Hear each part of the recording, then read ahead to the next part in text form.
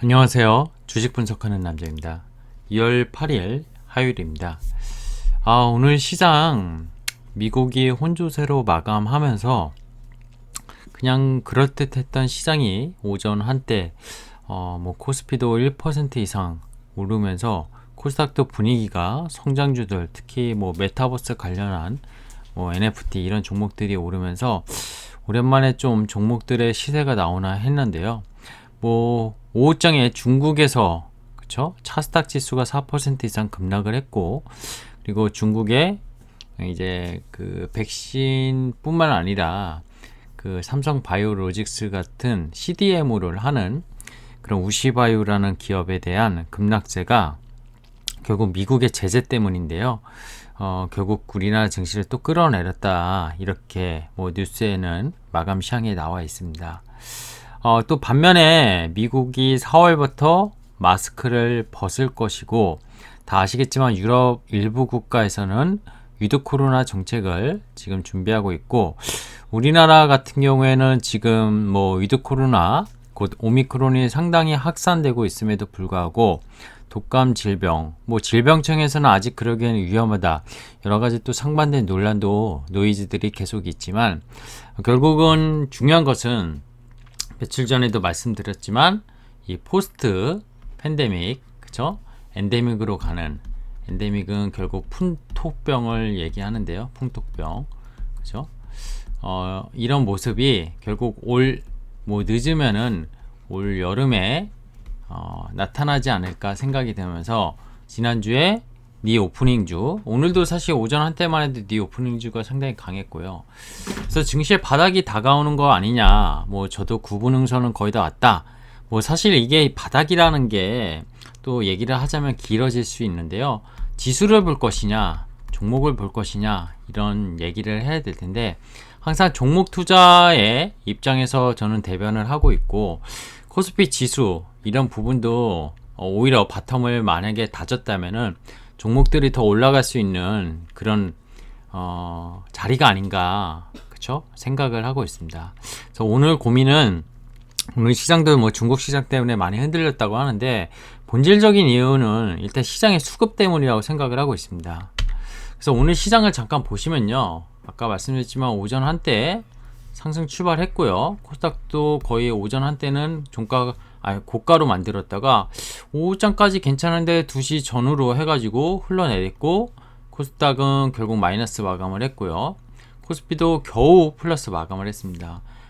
일부 삼성전자가 플러스 나면서 하이닉스랑 시가총액 1위, 3위의 종목이 이런 플러스를 좀 만들었다 생각이 드는데, 오늘 정말 기가 막힌 건 LG 엔솔이었습니다. 조금 이따 말씀은 이 부분 드릴 거고요.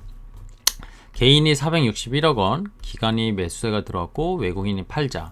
그리고 외국인이 코스닥이 1266억. 이 얘기도 상당히 중요한데요.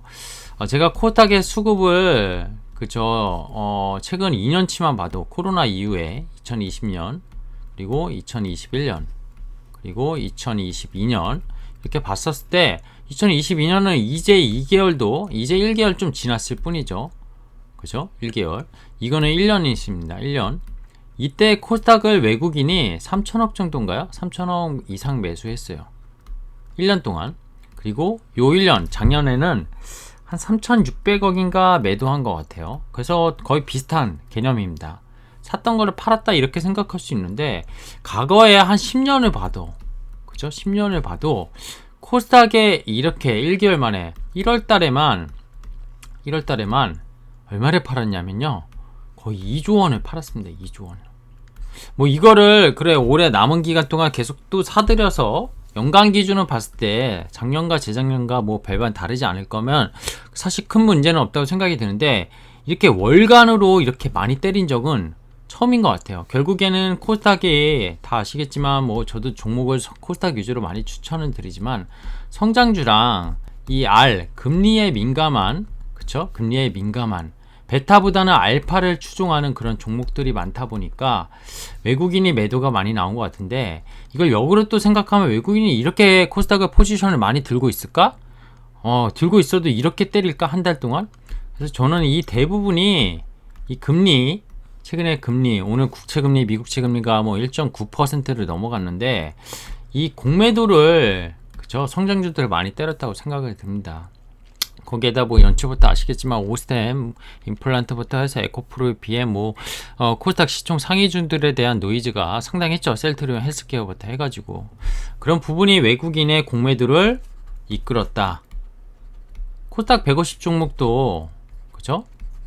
공매도 때릴 수 있잖아요. 지금 전면 종목은 아니지만 어쨌든 그런 게 일어나서 코스닥이 올해 더 코스피도 뭐 안 좋았는데요. 종목들이 많이 낙폭이 심하지 않았나 생각이 듭니다. 오늘 시장도 마찬가지였던 것 같고 오늘은 또 여기에다 아침부터 반도체 이쪽 때려 맞았거든요. 반도체 업종이 완전 IT 하드웨어 쪽을 외국인이 엄청나게 때렸어요. 이것도 공매도라고 저는 생각을 하고 있습니다.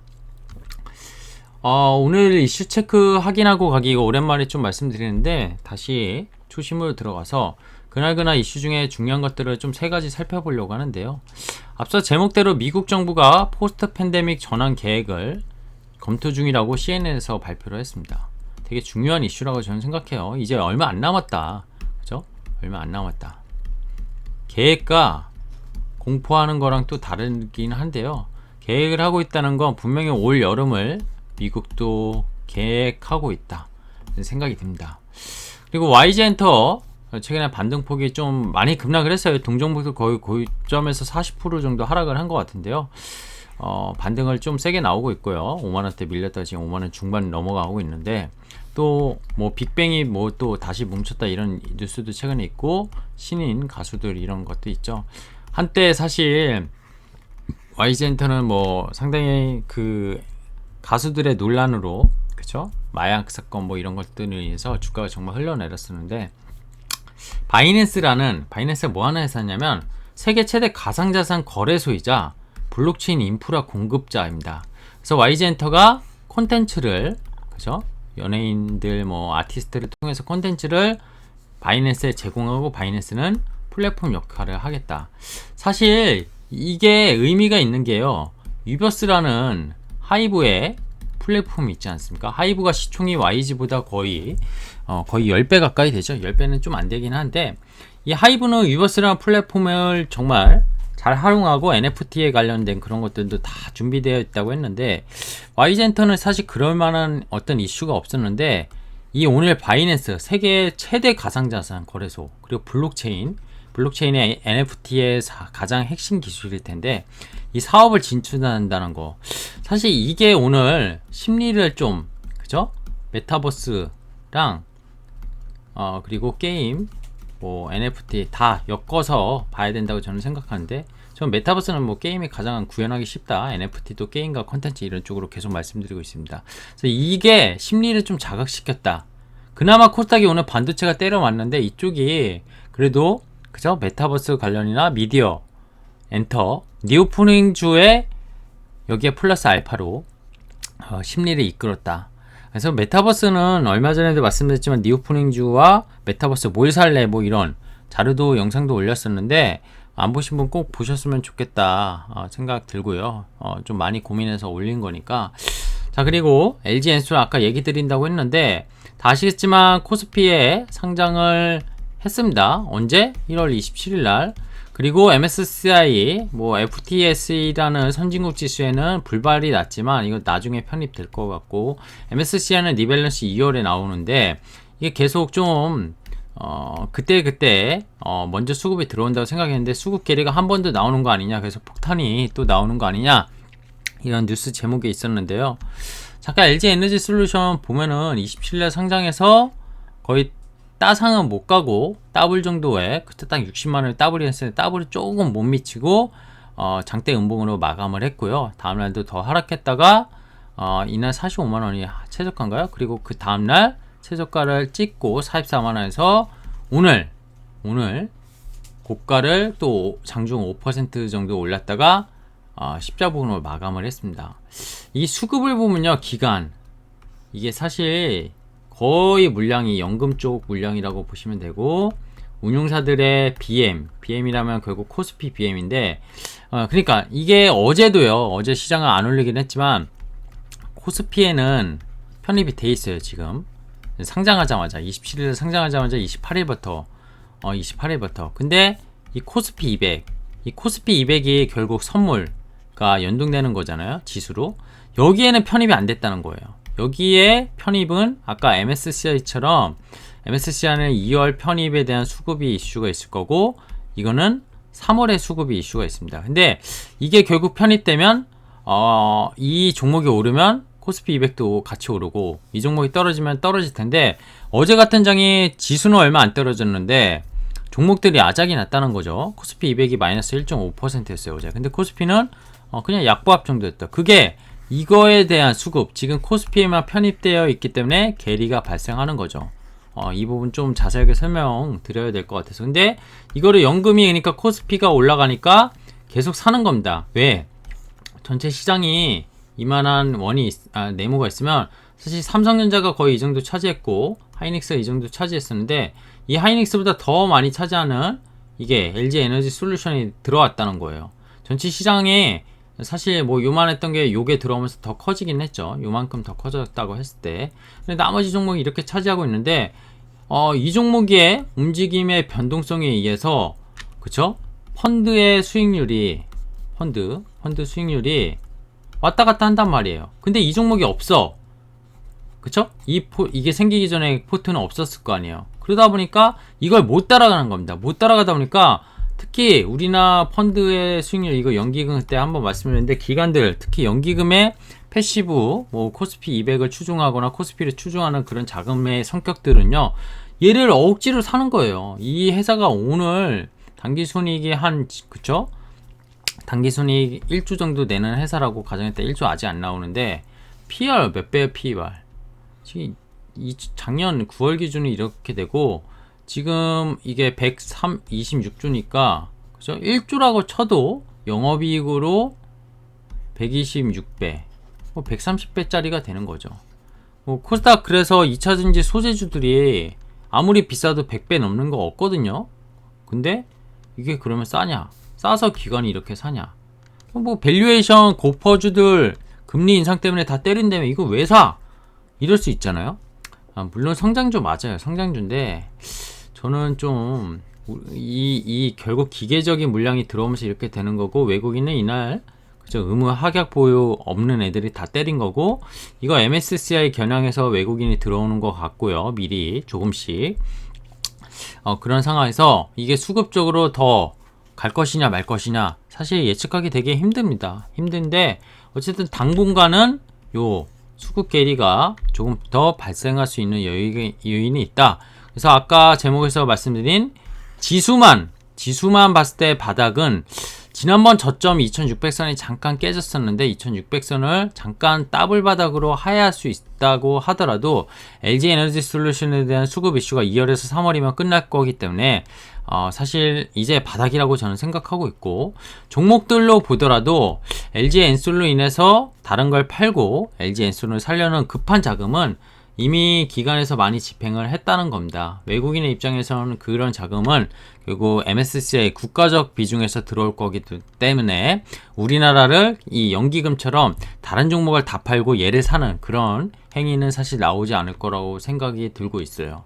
그래서 이 부분에 대한 악재는 그죠? LG 엔솔에 대한 수급 악재는 역시 구분응선 왔다.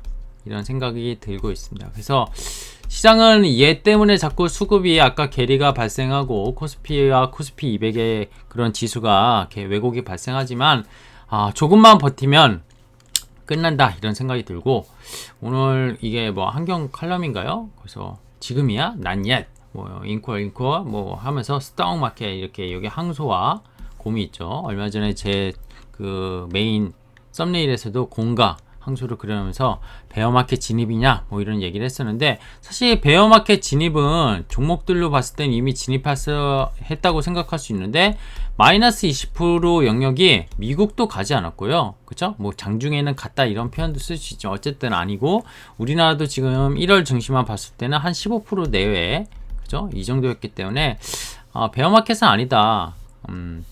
그리고 JP 모건이 조정은 끝, 뭐 실적들 이런 거 논하는 거, 모건스탠은 이제 시작이다, 뭐 긴축 이런 것 때문에 이런 외국계 증권사들도 이런 의견이 반반 된다는 거 재미삼아 이런 내용들. 그래서 증권사들의 내용이 분석을 하긴 하지만요, 다 맞지 않다. 이런 것들이 뉴스에 도배가 되고 막 그런 거 했을 때 오히려 반대로 될 가능성이 크다. 저도 제 유튜브를 하면서 제가 확신에 차면서 시장의 바닥이 어디야, 이런 뭐 말도 안 되는 소리를 하는 거는 저는 사기꾼이 될 수밖에 없을 거고요. 저도 추정을 하는 거죠. 제 논리를 통해서, 제가 보는 시각에 의해서, 제가 그동안 시장을 경험했던 그런 촉에 의해서 추정을 하는 것 뿐이지 정답은 없다는 겁니다. 정답은 없고 결국에는 종목에 집중해서 수익을 올려야 된다. 이게 핵심이긴 하죠. 오늘도. 자, 오늘의 생각 정리는 글보단 그래프 하나 가져왔는데, 이게 K투자증권에서 잘 정리된 리포트라서 좀 가져왔어요. 이게 08년도에서 09년도 이때 시장을 겪으시지 않은 분은 모르실 수 있는데, 이게 코스피 12개월 선행 PER입니다. 그쵸? 코스피의 기업들 순이익에 대한 그런 PER에 대한 MDD라고 해서 맥스 드로우 다운입니다. 결국 최대치 하락폭이었는데, 이게 니먼 브라더스라고 해서 금융위기 초기했던 글로벌 파이낸스 크라이시스 약자죠. 그리고 이때 남유럽 위기, 그리스 디폴트 11년, 이때는 미국 신용 강등도 있었어요. 그죠? 신용 강등. 그래서 2011년 8월에 코스피가 2600에서 1800까지 갔던 기억을 제가 갖고 있습니다. 1600인가요? 1600까지 갔었네요. 그리고 2200이죠. 2200에서. 그리고 이때 18년 19년 들어가면서 트럼프 때문에 미중 무역전쟁, 그죠? 이거 이때 다 아시겠지만 이건 경제위기는 아니고 팬데믹. 근데 이거 이제 그쵸? 아니죠. 근데 이번에 맥스 드로다운이 21년 선행 22년 선행 EPS 코스피 상장기업의 그런 거 대비했을 때 이번에 마이너스 33%나 나왔다. 그래서 미중 무역전쟁은 요 선을 마이너스 30% 이상을 좀 꺾기도 했었고, 코비드도 일시적으로 꺾긴 했었지만, 이번에는 이 정도의 위기가 일어나고 있는 것이냐, 이 긴축. 사실 테이퍼링 이슈가 이때 미국이 있었습니다. 미국은 S&P는 이렇게 그때도 올라갔었고요. 사실 어떤 것을 보더라도 진짜 크라이시스가 얼마나 게 아닌데 맥스 드로다운이 심했던 거 아니냐. 이게 뭐 코스피만 있고 코스닥은 더 심했어요. 사실 코스닥은 더 심했는데, 사실 이 하나의 그래프만 보더라도 결국에는 바텀에 대한, 아까 지수와 종목이라고 좀 다르다고는 말씀드렸지만 지수로 접근했을 때도 충분히 접근할 만하다, 이런 얘기를 드리고 싶어요. 그리고 종목은 또 다시 한번 강조드리면서 말씀드리고 싶지만, 결국 뭐 메타버스라는 성장주라는 게 금리 때문에 이번에 조정을 많이 받았지만 큰 방향성에서는 분명히 맞다. 대신 실적이라든지 아니면 성장이 분명히 담보되는 종목들을 사야 된다고 생각이 들고요. 그게 결국 대표적인 게 저는 게임주가 될 거라고 생각은 하고 있습니다. 그리고 니 오프닝주, 그죠? 니 오프닝주에서 결국 경제가 재개됐을 때 엔터, 뭐 미디어 이런 쪽도 이번에 낙폭이 컸었거든요. 낙폭 가대주인데 이쪽은 실적이 상당히 개선이 될 겁니다. 실적주 이렇게 접근하고 소비약대주를 봐야 된다, 이렇게 생각이 드는데, 소비약대주는 또 여행과 항공 이쪽이 당연히 메인이 되겠지만 폭발적 소비로 인해서 얘네가 코로나 이전에 주가를 거의 회복한 거를 감안하고 재무적 구조가 거의 다 우리나라 기업들은 지금 좋지 않기 때문에 노리기보다는 의류나 섬유, 뭐 액세서리, 그죠? 이런 쪽에 대한 소비가 폭발하면서 재무가 좋은 그런 종목들, 그런 쪽을 좀, 그래서 대표적으로 JS 코퍼레이션 뭐 이런 것들 설명드리긴 했었는데, 이런 거를 좀 봐야 되지 않을까. 그래서 이 포트에 담아놔야 된다, 그죠? 포트폴리오에 담아놔야 된다, 이런 생각을 갖고 있습니다. 플러스 알파로 다른 것들을 좀 생각하고 있는데, 그게 역시 결국 반도체가 될 거라고 보는데, 반도체는 결국에는 작년부터 계속 얘기 드리면 후공정 그리고 비메모리, 결국 같은 맥락인데, 이쪽 그쵸? 이게 결국에는 AI든 자율주행이든 5G든 이런 쪽에 대한 수요가 계속 폭발적으로 일어나는, 그게 결국 메타버스도 또 관련돼서 있을 거고요. 뭐 AR, VR 기기도 마찬가지고요. 이런 쪽으로 반도체는 종목들을 개별 종목 단으로 좀 계속 포트에 살펴볼 필요가 있다, 이런 말씀을 드리겠습니다. 요새 종목보다 시장 얘기를 계속 하고 있는데, 저도 종목에 대한 아이디어는 계속 살펴보고 있는데, 시장이 사실 오늘같이 변동성이, 미국도 변동성이 딱 나타나지는 않고 있어요. 이럴 때일수록 좋은 종목을 딱 담아놓고 좀 길게 투자하는 사실 시각이 필요한데, 여기서 종목 투자를 잘못 권유를 하다 보면 또 현금 가지신 분들이 좀 현금을 너무 빨리 소진하게 될까봐 걱정도 약간 일부 되는 것도 있고요. 시장에 대한 얘기를 조금 더 하면서 종목은 하나씩 또 말씀드릴 수 있도록 하겠습니다. 기존에 소개해드렸던 종목들, 뭐 반도체나 메타버스, 니오프닝주들 이런 것들 기존 영상을 참고하시면 좀 좋을 것 같고요. 또 새로운 종목들이나 원래 종목들, 좀 가격 하락이 컸던 종목들은 조만간 업데이트를 하나씩 해보도록 하겠습니다. 오늘 하루도 시장 너무 고생 많으셨고요. 날씨가 좀 이제 입춘이 지나면서 따뜻해지고 있는 것 같은데요. 오미크론, 그쵸? 코로나만 조심하시고 건강관리 유의하시기 바랍니다. 오늘 하루도 제 영상 봐주신 분들께 모두 감사의 인사 드립니다. 고맙습니다.